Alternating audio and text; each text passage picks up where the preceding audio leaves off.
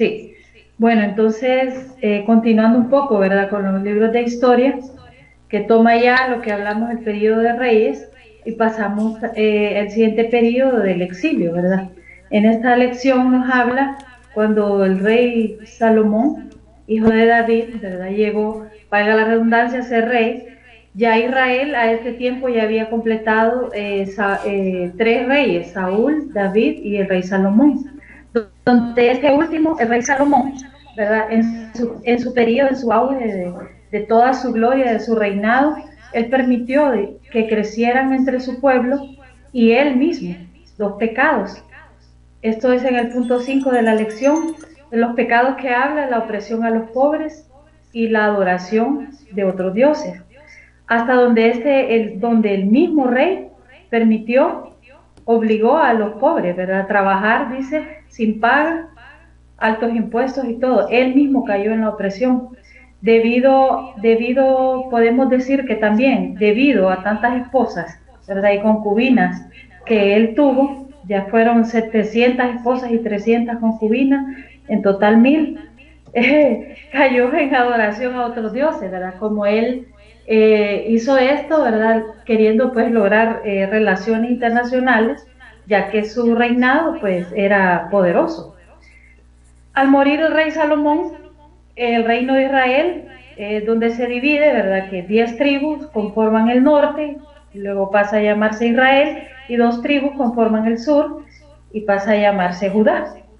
Aún así, ¿verdad? Estos dos pueblos, ya divididos, continuaron pecando, y es así donde pasamos un poco a donde cuenta, ¿verdad? Que ya Dios envió al profeta Elías a condenar al rey Acab por lo que había hecho a Nabot, también por seguir oprimiendo a los pobres y adorar a otros dioses.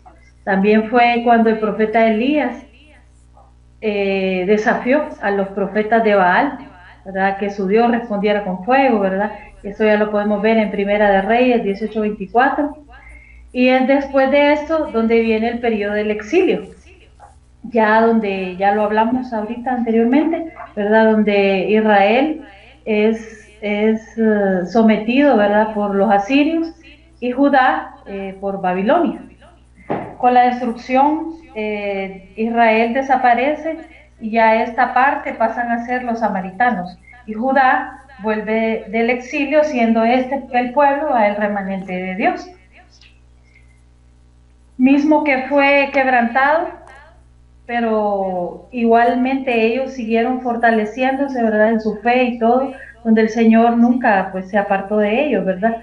Ellos clamaban, decía, ¿cómo cantaremos cántico a Jehová en tierra extraña? Pero el Señor siempre tuvo cuidado de ellos. Ya luego, después de un tiempo, Babilonia fue derrotado, hubo un nuevo rey. Este rey permitió que los judíos regresaran a su tierra. Los judíos regresaron de pocos, dice que pasaron 80 años para reconstruir de nuevo el templo. De este fue encargado Esdras, ¿verdad? Quien fue que restableció la ley. Nehemías ayudó a construir los muros de Jerusalén y Esther pues continuó un poco, ella, conocemos la historia de la reina Esther, siempre continuó el pueblo del Señor en el exilio, ¿verdad? Entonces, podemos rescatar de esta lección que el rey Salomón, ¿verdad? Con toda su sabiduría y riquezas, cayó en pecado en conjunto él y su pueblo. Dios los castigó, pero nunca los dejó. Solo permitió que crecieran en fe y fortalecerlo. Él siempre tuvo cuidado de ellos. Entonces podemos ver que los pecados que el rey Salomón cometió, ¿verdad? Los llevaron a que el Señor pues le diera su castigo, ¿verdad? Entonces no sé si tenemos algún comentario acerca de esto para continuar, porque va avanzando el tiempo. Excelente. Sí, podemos de pronto hacer la pregunta de ¿cuáles fueron entonces los 2 pecados de Salomón? Opresión de los pobres y la adoración a otros dioses. Perfecto, opresión y adoración a otros dioses. Y yo le agregaría un tercero, ¿cierto? ¿Cuál es el tercero evidente? Lujuria. lujuria.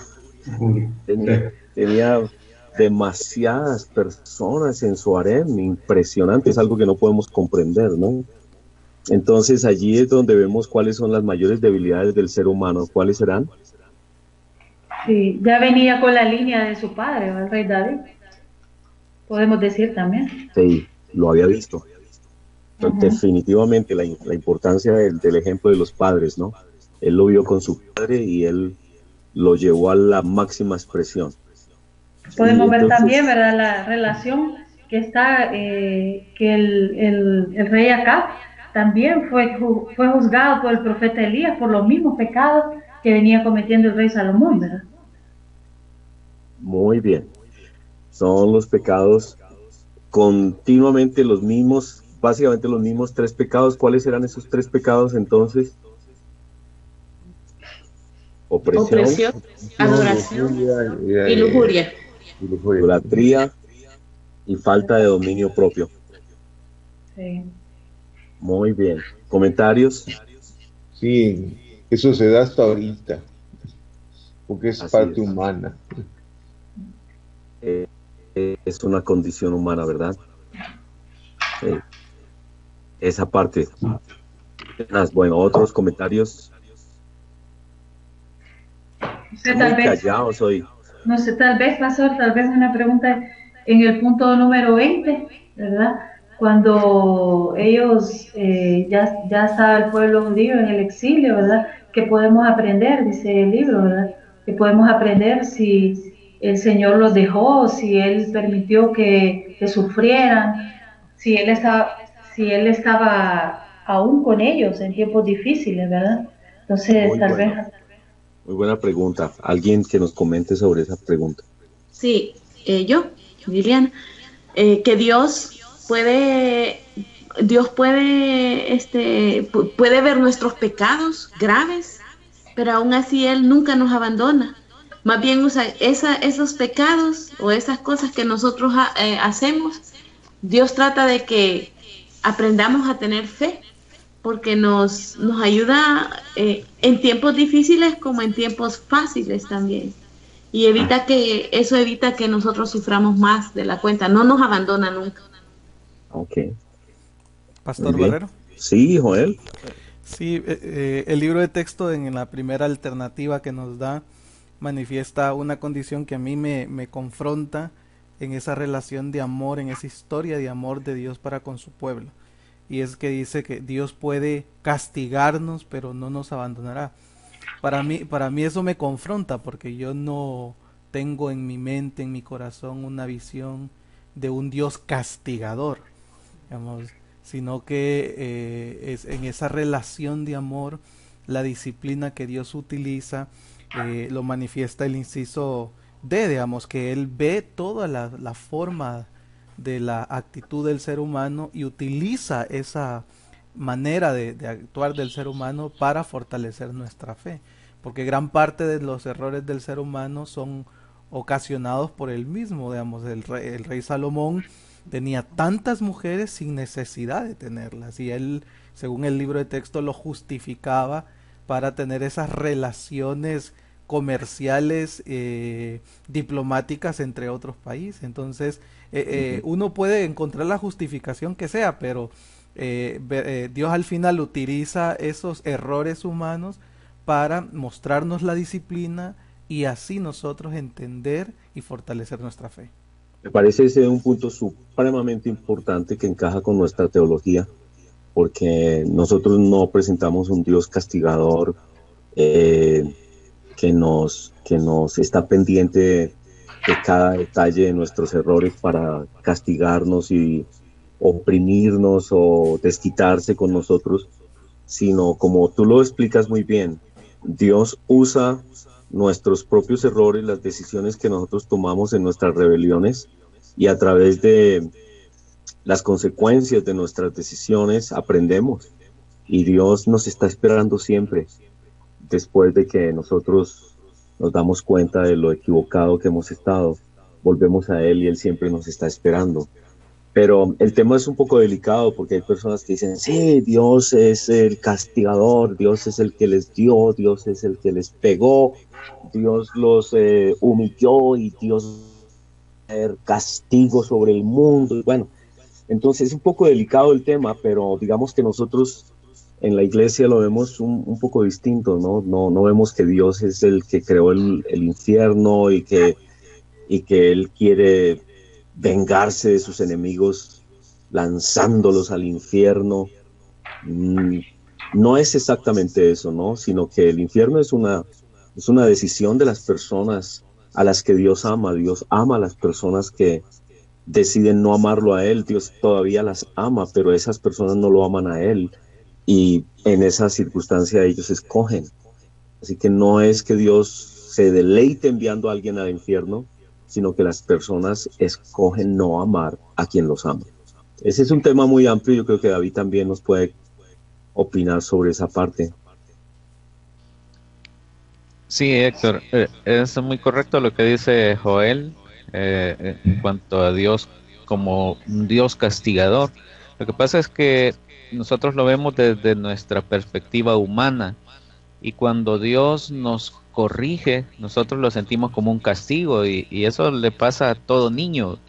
El padre, cuando ve que el niño se va a dañar porque puede tocar la cocina, por ejemplo, el fuego, le pone límites y no lo deja llegar ahí, y el niño lo puede sentir como un castigo, pero en realidad lo que Dios está haciendo es protegiéndolo. Y eso nos pasa a nosotros también. Podemos verlo desde nuestra perspectiva, que Dios nos está castigando, pero en realidad Dios en su amor lo que está haciendo es que no nos dañemos más a nosotros mismos. Héctor, ¿sí? puedo rapidito. Lo que siento en esto, que es para mí muy importante, es que Dios jamás nos abandona.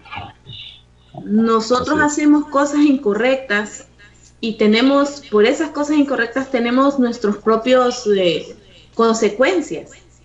Pero Dios, a pesar de nuestras actitudes y las consecuencias que creamos nosotros mismos, Él siempre va a estar ahí para darnos fe. Así es, y a lo último Él nos va a decir, viste hijo, yo te lo expliqué, yo te decía, no hagas eso porque vas a traer consecuencias sobre ti, vas a traer dolor, yo te lo había dicho, tú eres rebelde, tú quisiste hacerlo y tú terco lo quisiste hacer. Y entonces es cuando aprendemos que Dios tiene razón, que su ley no es para hacernos la vida triste, miserable, sino su ley es para bendecirnos y para traernos toda clase de bendición. Muy bien, hermanos, así que muy linda esa lección, muy bonita esa lección, y los ejemplos de Salomón y de David fuertísimos, y bueno, las consecuencias de sus decisiones también, cómo afectaron toda la nación, y no solamente ellos, sino pues todos los demás reyes que vivieron en esos mismos caminos. Muy bien, si no hay otra opinión, si no hay otro comentario, podemos pasar a la siguiente lección. ¿Hay alguna otra cosa, algún comentario que quieran hacer? Pastor, sí. Deberíamos de pasar porque ya sobrepasamos los 12 minutos de comentarios. Listo, entonces comencemos con la otra lección. Sharon, por favor. Ok. Bueno, entonces ya abarcamos, según el libro, los libros de historia. ¿Verdad? Ahora pasamos a los libros de poesía. Los libros de poesía son 5, Job, Salmos, Proverbios, Eclesiastés y Cantar de los Cantares, ¿verdad? Siendo el más importante, Salmos, que es más que todo, ¿verdad?, el desarrollo de la lección, pero da comentarios, da un poco de resumen, lo que contiene tal vez o lo que nos enseña cada libro. Digamos, el libro de Job, creo que solo un paréntesis, tal vez en esta lección lo podemos ir abarcando así puntual, porque como es básicamente como resúmenes y toca varios salmos, entonces tal vez podemos tener una participación después de cada punto. Me parece muy bien. Sí, Job es un libro, ¿verdad?, donde el que nos enseña que el sufrimiento llega a todos. Un poco de lo que estábamos hablando ahorita, ¿verdad?, lo que aportó el pastor Joel y el pastor David. El sufrimiento llega a todos, rectos e impíos. Dios no siempre nos libra a los rectos del peligro o del dolor. Él controla todas las situaciones de la vida e incluso limita el poder de Satanás. El consuelo y la fortaleza de Dios siempre están al alcance del alma de quienes confían en Él. Tenemos la cita donde dice Job, ¿por qué nos permite sufrir así? ¿Por qué no me respondes? Pero él permaneció fiel y Dios lo bendijo. Entonces, tal vez algún comentario de cómo cada quien percibe cómo es el libro de Job. ¿Qué nos enseña el libro de Job? ¿Qué nos quiere mostrar el Señor con aquí en Honduras, no sé, en otros países, pero usamos para referirnos como un dicho, un icharache que decimos nosotros? Dice, ¿quién tuviera la paciencia de Job? Refiriéndose a alguien que sea muy paciente, ¿verdad? Sabemos que es una característica de Job también. Sí, bueno, comentarios. Yo entendí una cosa, hace poco estábamos en un estudio de este libro, de un año acabamos de terminar, y fundamentalmente, entre otras cosas, que a veces Dios permite algunas cosas en nuestra vida y no entendemos por qué, y no nos va a dar la respuesta ahora, sino que cuando estemos con Él entenderemos y comprenderemos por qué permite cosas en nuestra vida, como lo que dice aquí Job, ¿no? ¿Por qué me permites sufrir así? ¿Y por qué no me respondes, ¿no? Y eso le pasa a muchas personas. Y Dios permite muchas cosas en nuestra vida con algún propósito. Y no nos va a dar la respuesta ahora, sino será personalmente cuando estemos en la presencia con Él, y ahí conoceremos la verdad, ¿no? Y conoceremos la verdad y seremos libres, dice la palabra. Eso es lo que he entendido en parte por el momento. Muy bien, ¿otro comentario? Pastor. Sí. Me parece que el libro verdaderamente es una poesía, es decir, esa historia de Job nos llama la atención, y en una sola conclusión, esa permanencia, esa firmeza y esa fidelidad en el corazón de Job a pesar de todas las vicisitudes que él pudo enfrentar en su vida. La pérdida de sus hijos, financieramente perdido, aún el acoso de sus amigos y su propia esposa. Esas cosas quebrantan a cualquier ser humano, y aún así él permaneció firme, fiel a lo que Dios en lo que creía en Dios. Yo creo que es una gran enseñanza para los hijos del Señor en tanta ataque, tanta situación. Me imagino la presión que sienten los hermanos de la fe, de la familia de la fe en Colombia, con todo ese acoso de la diversidad sexual, y que eso en algún momento va a querer llegar a nuestros países. Entonces ese tipo de presiones creo que está muy cercano a lo que manifiesta el libro de Job. Muy bien. ¿Otra opinión? El sufrimiento, como dice la palabra, que todas las cosas nos ayudan a bien. Entonces el sufrimiento también nos prepara para el futuro. Tenemos el caso de José, ¿verdad?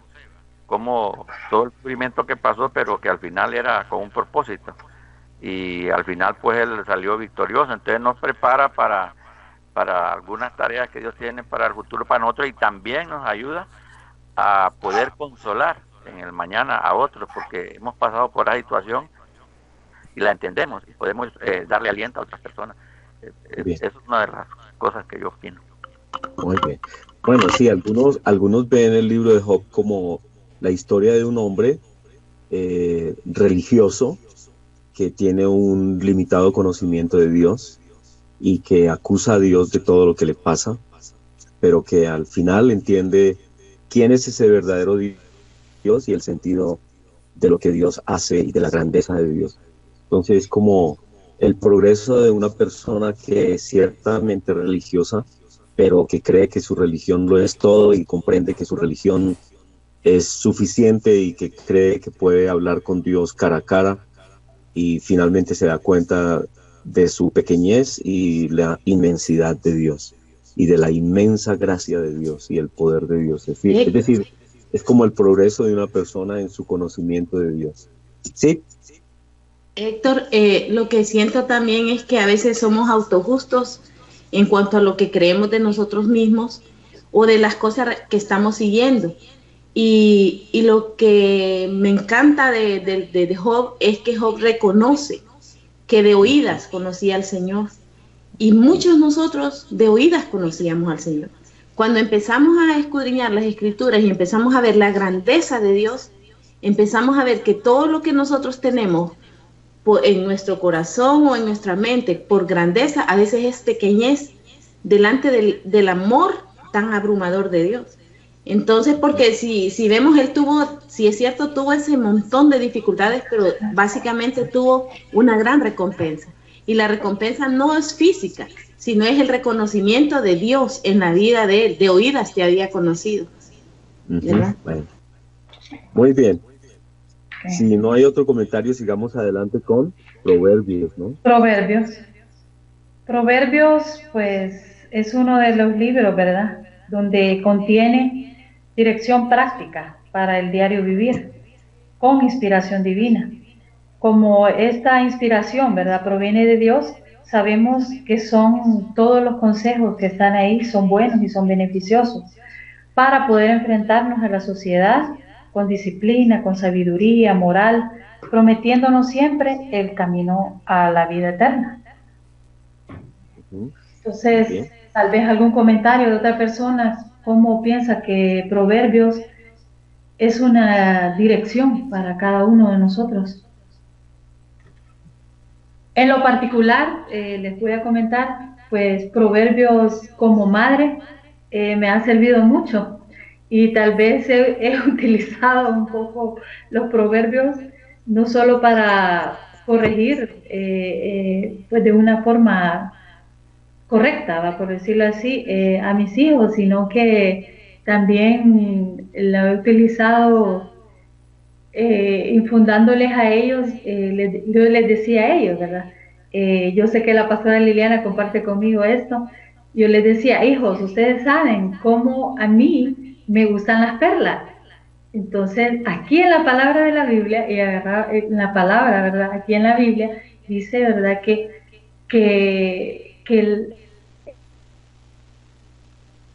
el buen hijo, el hijo bueno, el hijo educado, ¿verdad?, y etcétera, todas las cualidades de un buen hijo son como collares de perlas para su madre, ¿verdad? Entonces ellos se han familiarizado mucho con eso, ¿verdad? Les digo yo, ustedes son mis perlas, entonces por favor háganme brillar.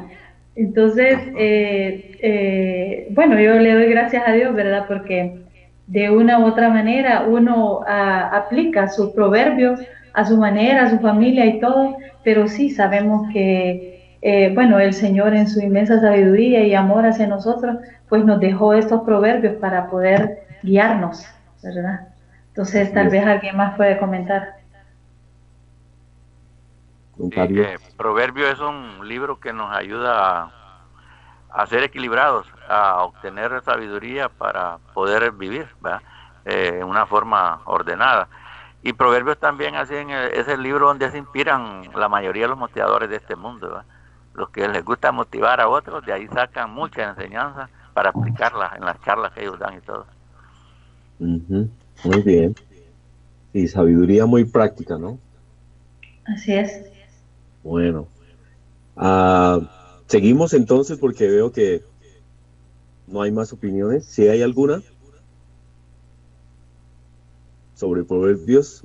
O si no, seguimos con Eclesiastés. Pues Eclesiastés, ¿verdad?, nos habla, es un libro que nos habla de que toda la riqueza, la sabiduría, la fama, el conocimiento, el placer no fue satisfacción total para el rey Salomón, ¿verdad? Muestra que este libro nos muestra que aunque somos pasajeros, ¿verdad?, debemos aprovechar la vida sin tratar de justificar nuestra existencia con búsquedas sin sentido. Puede ser un libro bastante confrontador, ¿verdad? Donde el rey confronta todas las opiniones, él mismo, la vida en sí, y tantas cosas, ¿verdad? Que podemos inclusive nosotros, ¿verdad?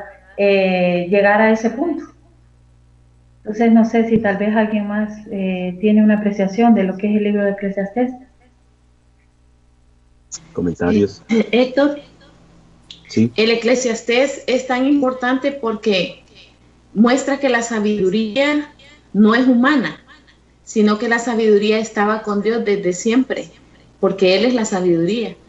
Y muchas veces nosotros nos creemos sabios en nuestras propias opiniones. Y el Cantar de los Cantares nos muestra de que la sabiduría es dada por Dios. Y no es a veces como nosotros la creemos, ¿verdad? Es un don de Dios que hay que aprovechar muy bien. Muy bien, de pronto tenga algo que ver con cómo termina el libro, ¿no? En el libro nos hace un comentario hacia el final. ¿Se acuerdan de cómo termina el libro?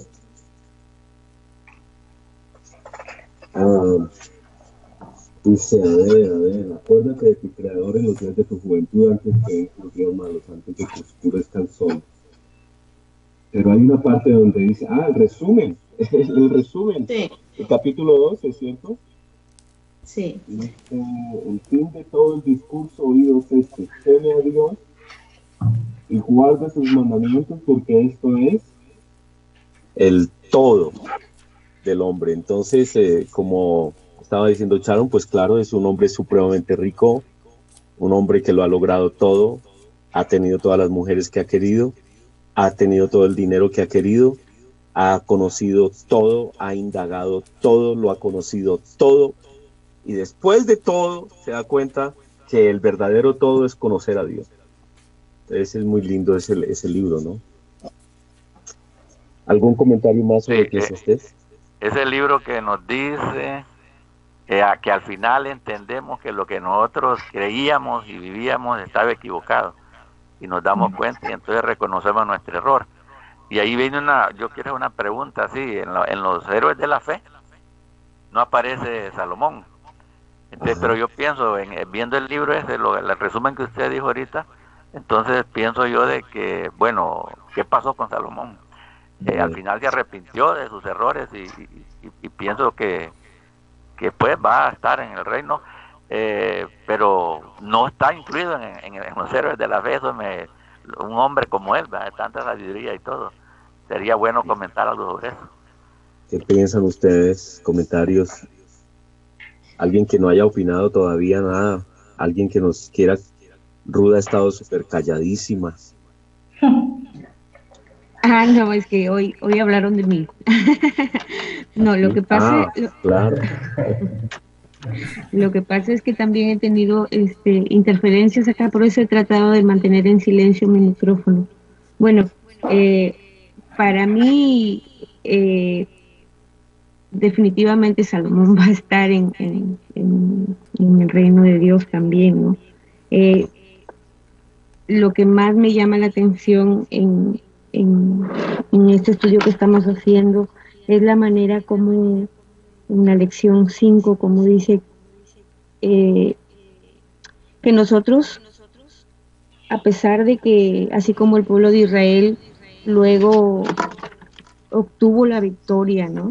La victoria de ver la tierra, de estar en la tierra prometida, igual nosotros también vamos a ser conducidos a grandes victorias, ¿no? Pero aún a pesar de haber reconocido a Cristo, todavía tenemos esos enemigos espirituales, ¿no? Como son el orgullo y todos esos malos sentimientos que aún todavía están allí en esa lucha, ¿no? Pero estas lecciones nos están llevando prácticamente a aferrarnos a Dios para poder salir victoriosos, para poder ser transformados poco a poco, ¿no? Para mí esto es lo que más me está llamando la atención. Y mi proverbio favorito, como lo dice nuestra hermana, que ella los usa en su vida diaria, es, ¿no? Echa tu pan a las aguas, que al cabo de los años lo recogerás, ¿no? Para mí muy profundo, es es casi de diario lo uso, ¿no? Qué bien, bueno, muy bien. El libro ahí en lo que estamos leyendo dice que el Eclesiastés se pudiera resumir en ese versículo que dice que qué aprovechará, ¿cierto?, al hombre si gana todo el mundo y pierde su alma. Yo creo que es un buen resumen que hace el libro ahí con ese comentario. Sí. Sí. Bueno, muy bien. Y el último libro es Cantar de los Cantares. Cantar de los Cantares, pues, es un libro, ¿verdad?, donde es una celebración, pienso yo, de la bondad y la hermosura del amor. Es una poesía de amor. El libro hace una comparación, ¿verdad?, entre el amor de un hombre y una mujer con el amor de Dios a su pueblo, a su esposa. También toma ideales románticos para una pareja de casados, ¿verdad?, cómo debería de convivir una pareja de esposos. Entonces, tal vez una apreciación de un varón, cómo percibe el Cantar de los Cantares, porque las mujeres ya de por sí, sabemos que todos somos románticas, y me gustaría escuchar qué piensa un varón del Cantar de los Cantares. ¿Qué nos enseña? A ver, señores. Los pusieron en aprietos. A ver, señores, hablen bien, por favor. Su vida depende de lo que digan aquí.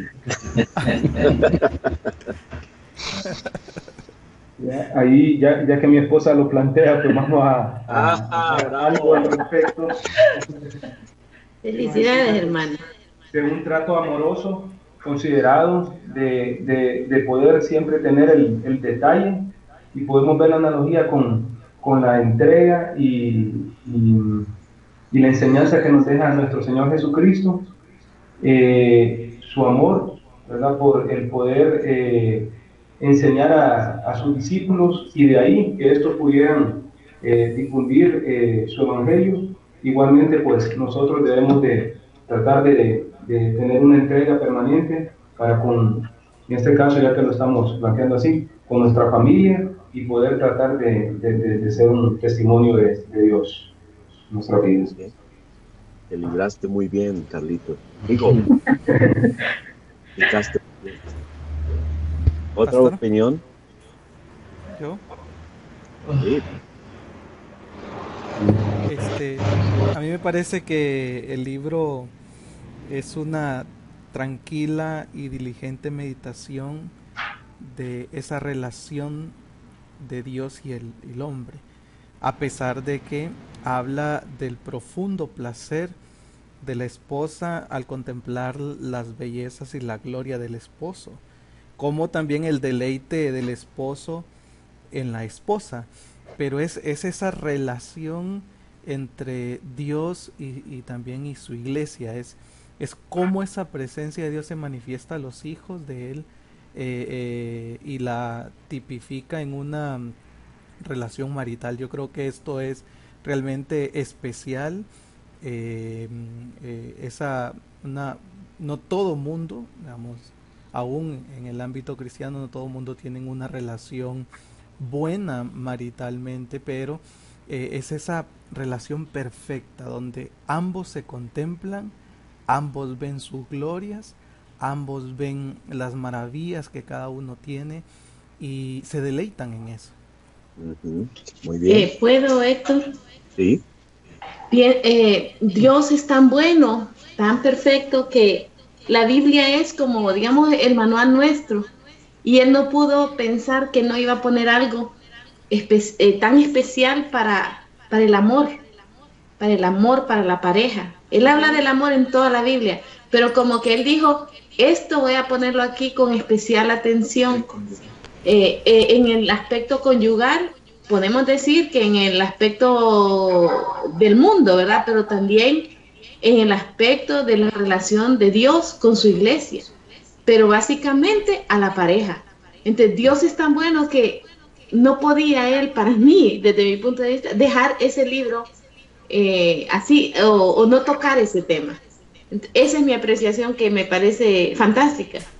si no hubiera estado ahí este libro, El Cantar de los Cantares, algo hubiera hecho falta, ¿verdad?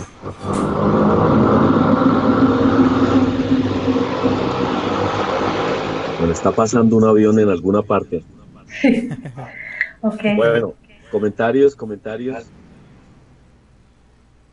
Sonia, también nos hace falta un comentario de Sonia.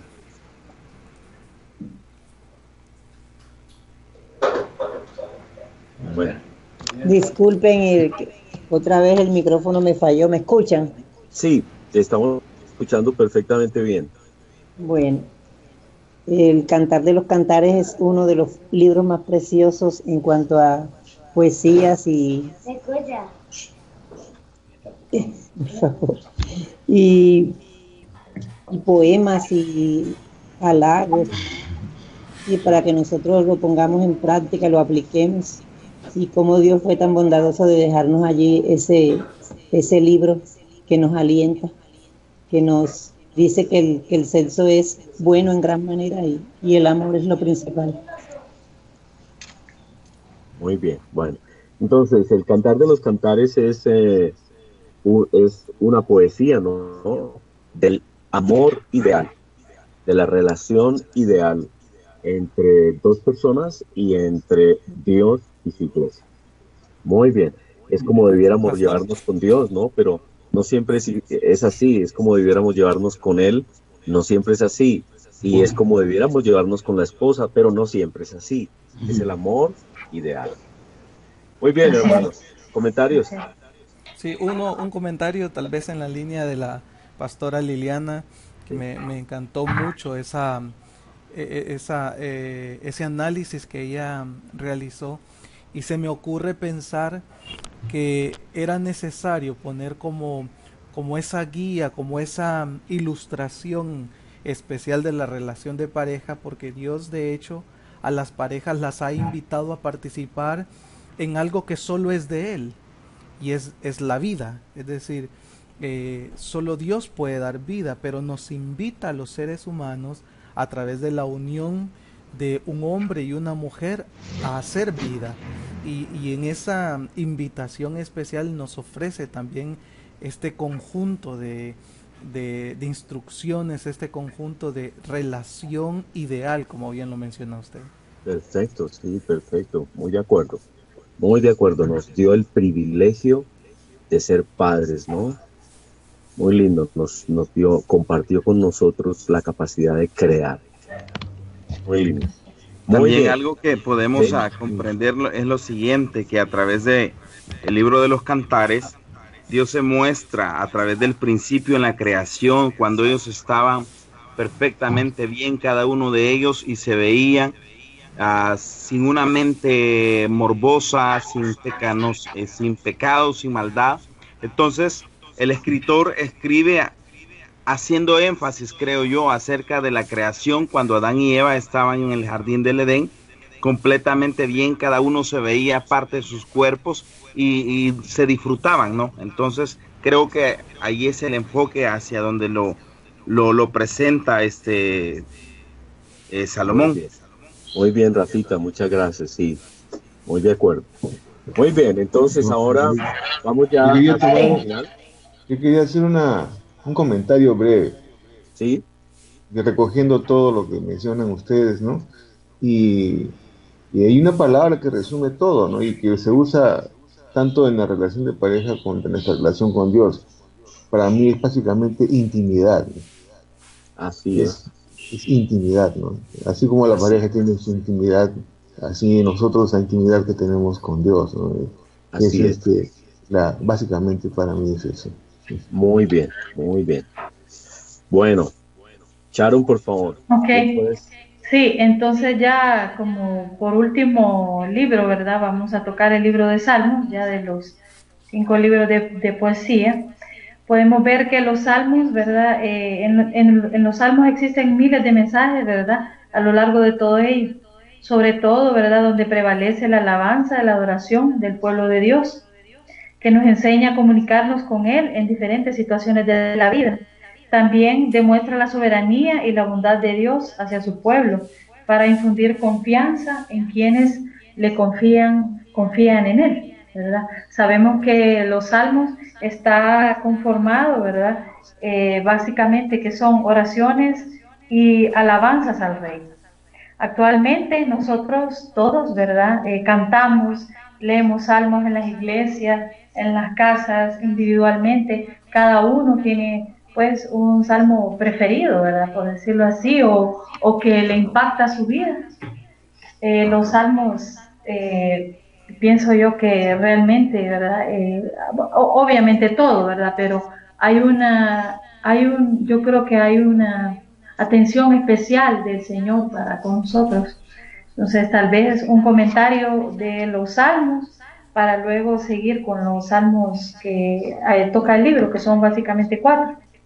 Bueno, muy bien. Entonces, ¿qué les parece dónde está el libro de los salmos en el orden que hemos estado viendo?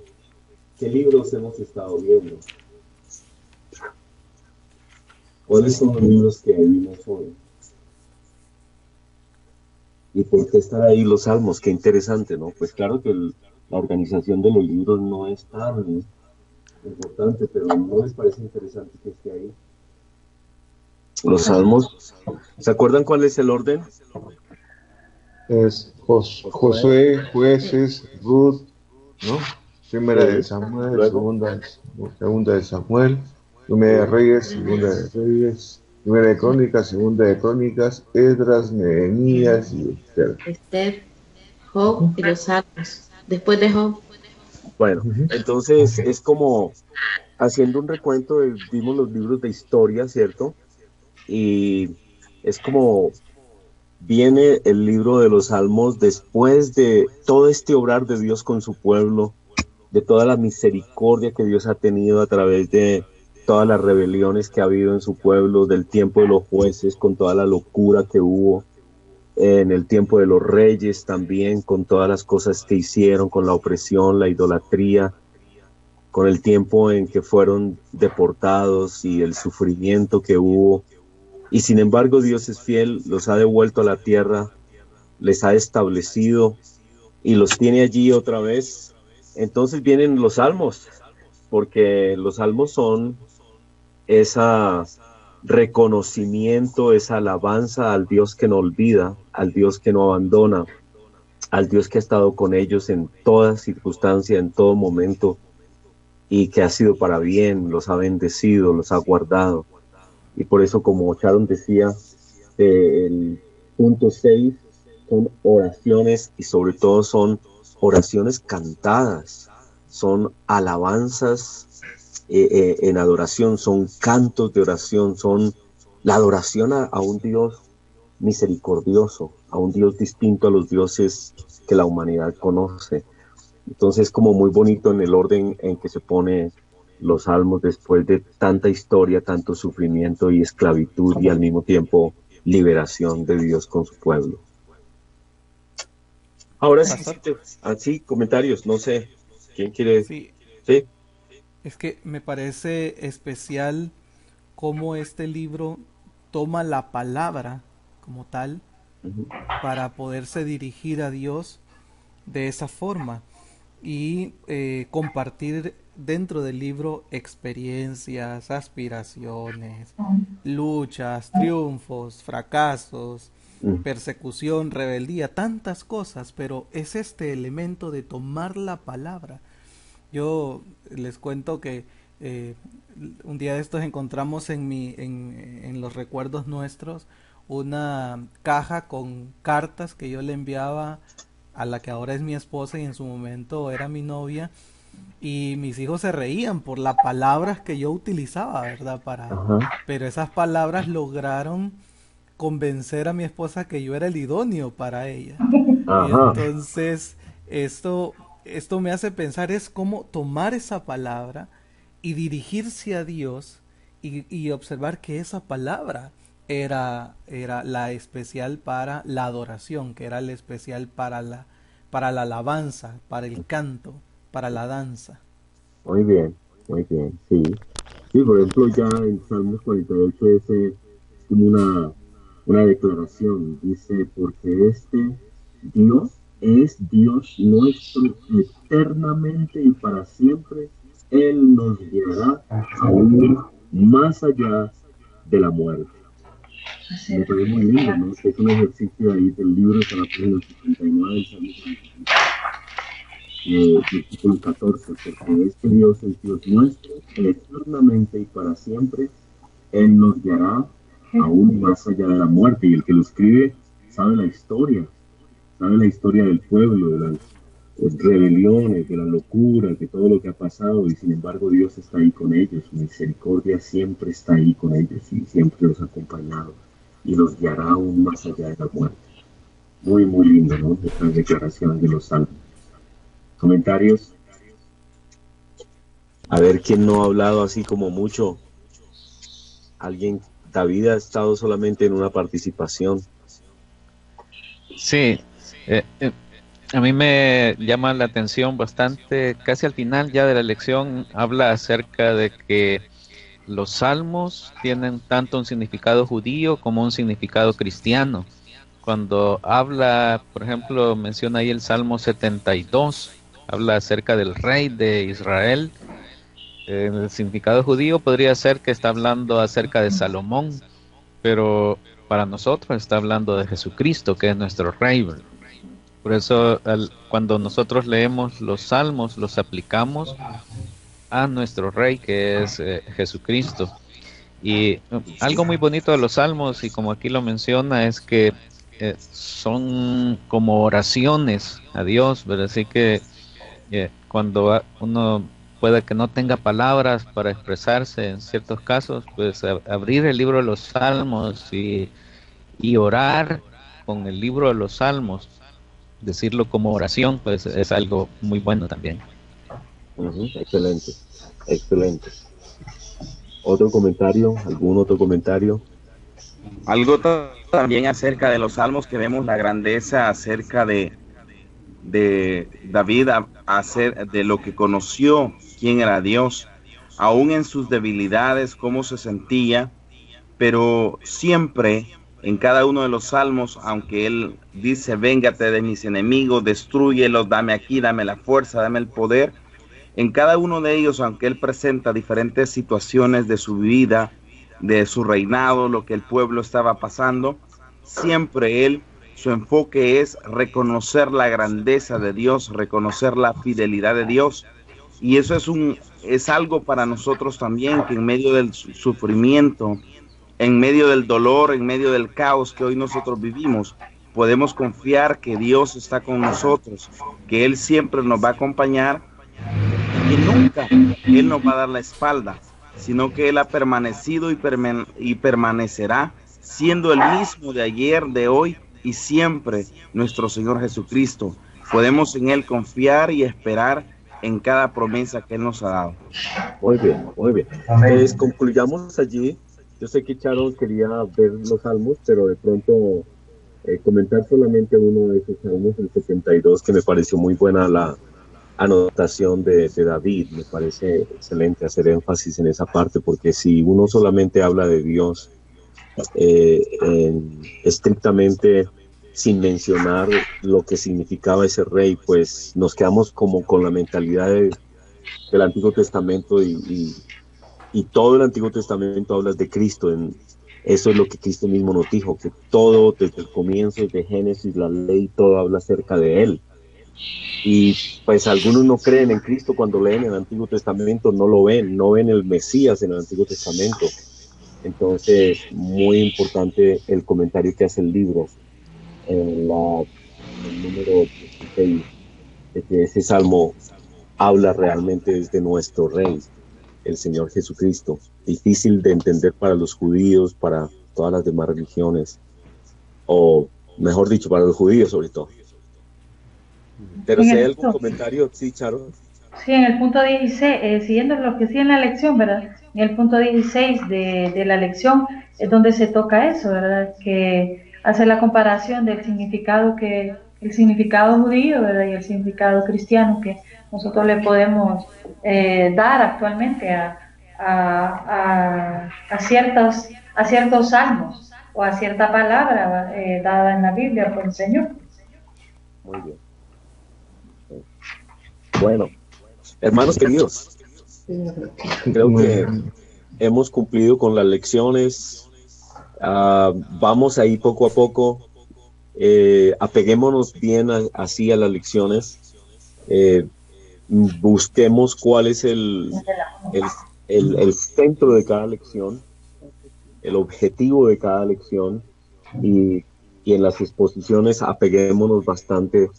Sigamos los numerales, sigamos cada una de las preguntas, contestemos las preguntas importantes de cada lección. ¿Algún otro comentario, hermanos?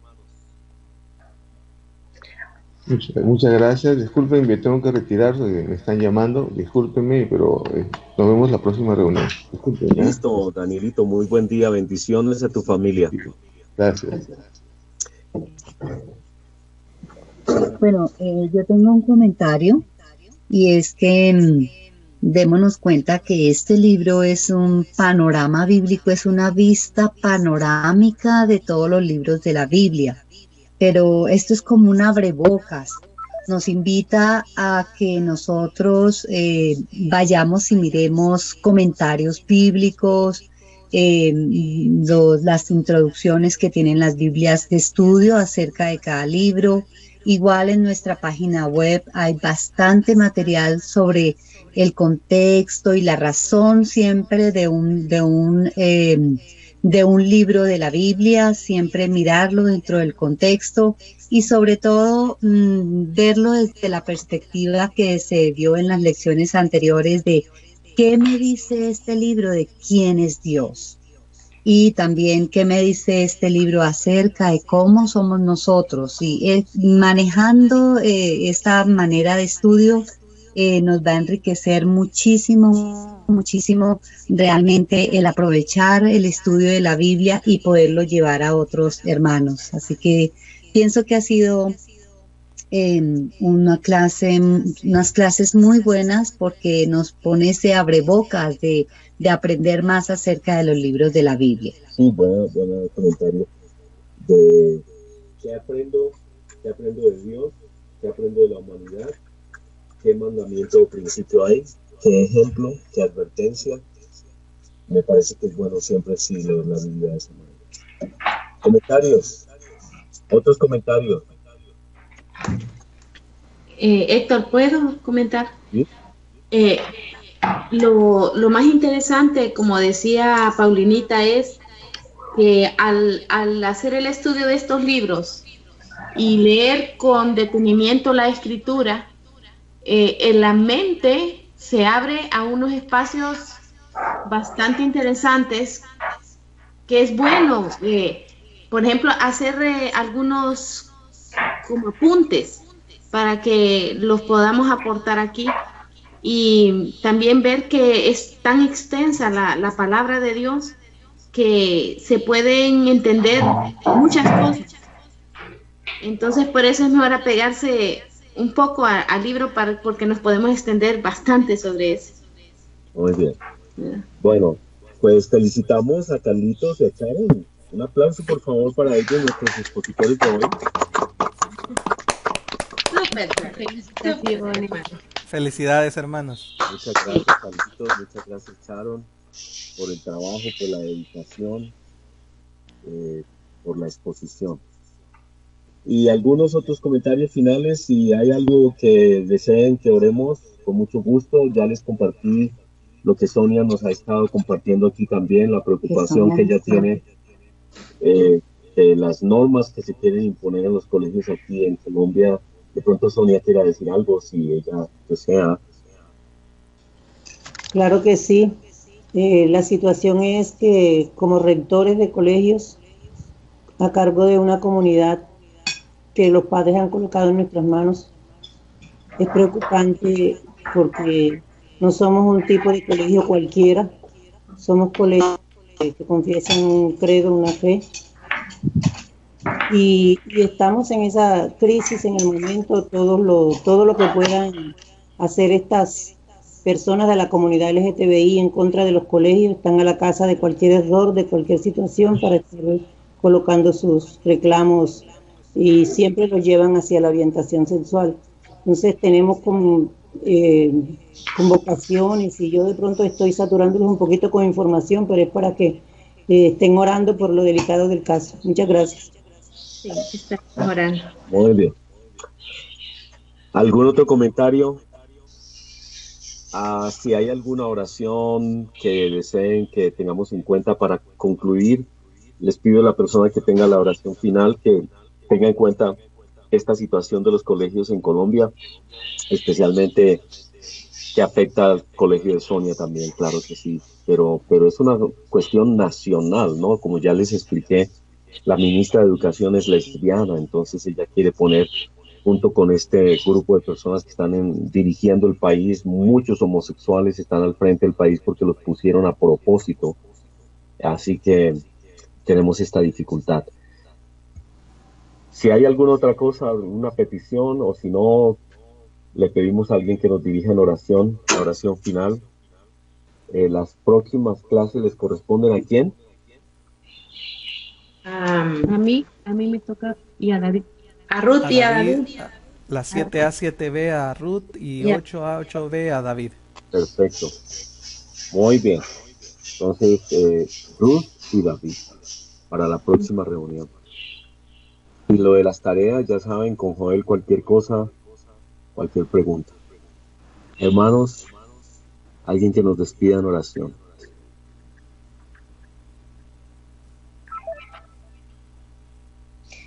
Héctor, yo voy a orar. Bueno, muy bien.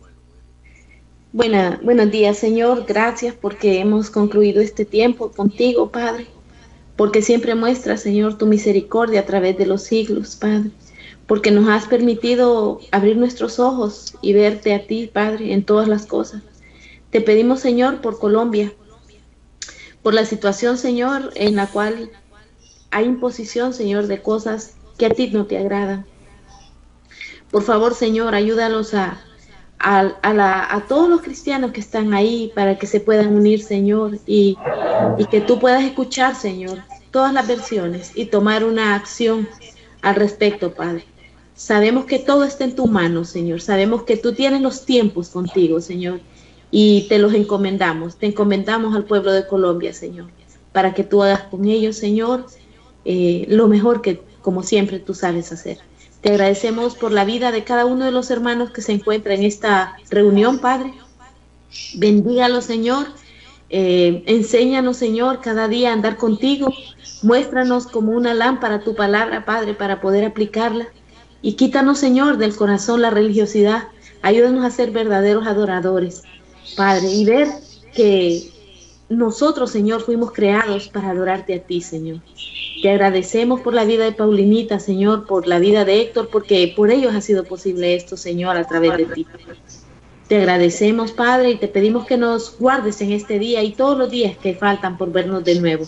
Bendice a cada uno de los hermanos y gracias por este tiempo. Te agradecemos todo, Señor, en el nombre de Cristo Jesús, tu Hijo amado. Amén. Amén. Amén. Amén. Amén.